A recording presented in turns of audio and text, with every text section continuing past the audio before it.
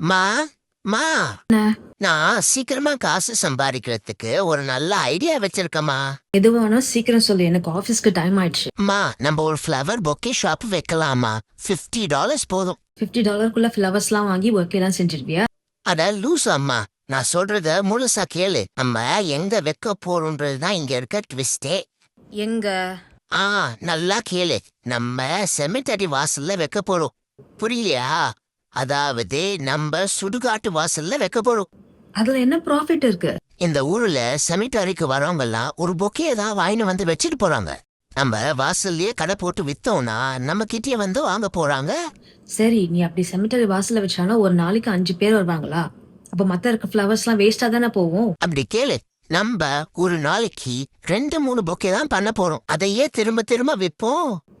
புரியலையா? இப்போ ஒரு கஸ்டமர் வந்து பொக்கே வாங்குவாரா, அவர் கொண்டு போய் வச்சிட்டு போயிடுவாரு. திரும்ப நம்ம வந்தா பார்க்க போறாரு. நம்ம போய் அந்த பூவை எடுத்து திரும்ப அடுத்த வர கஸ்டமருக்கு விற்போம். எப்படி ஐடியா?